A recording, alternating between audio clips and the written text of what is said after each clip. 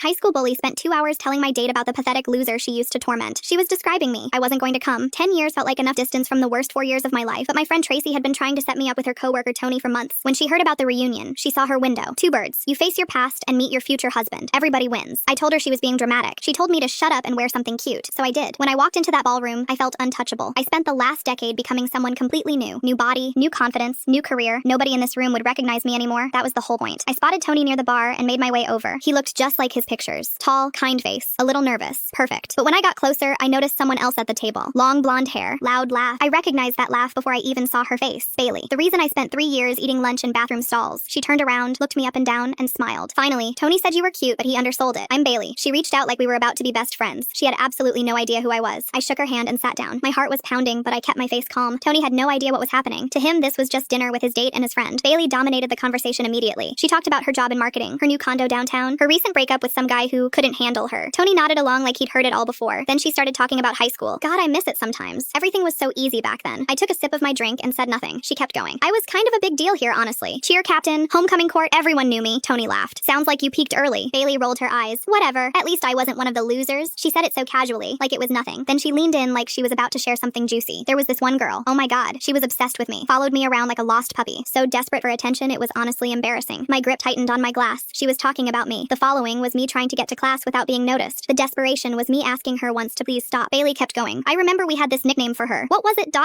She snapped her fingers trying to remember. Trash can. That was it. Because she always hid by the dumpsters during lunch like a literal raccoon. Tony looked uncomfortable. That's kind of mean. Bailey waved him off. It was high school. Everyone was mean. Besides, she made it so easy. She was like this sad little ghost that nobody wanted around. I sat there listening to her describe the worst years of my life like they were a funny story. She had no idea the ghost was sitting right across from her. Bailey was still laughing at her own story when Tony cleared his throat. So whatever happened to her? Bailey shrugged. No idea. She transferred senior year, I think. Probably still a mess somewhere. She looked at me and smiled. Anyway, enough about ancient history. Tell me about you. Where'd you grow up? I set my drink down. Here, actually. Bailey blinked. Wait, you went to this school? I nodded. She leaned back and looked at me again. Harder this time. That's so weird. I seriously don't remember you at all. What year did you graduate? I told her. Same year as her. Her smile flickered. Okay, that's crazy. I knew everyone in our class. What was your name back then? I told her my name. My full name. The one she used to say in that mocking voice every single day. Bailey's face went pale. Her mouth opened but nothing came out. I watched the recognition hit her in waves. First confusion, then shock, then something that looked like fear. Wait, no. There's no way. I didn't say anything. I just sat there and let her put it together. Tony looked between us completely lost. Bailey's voice dropped to a whisper. Your trash can? I smiled for the first time all night. I go by my actual name now, but yeah, that was me. Bailey looked like she wanted the floor to swallow her whole. Oh my God, I didn't. You look so... She couldn't finish. Tony finally spoke. Wait, this is the girl you were just talking about? Bailey didn't answer. She didn't have to. The silence said everything. Bailey rushed out without another word. Tony watched her go, then turned to me. Everything she said tonight was fake. The job, the condo. She lives with her parents. I smiled. Turns out the ghost had a better life than the queen.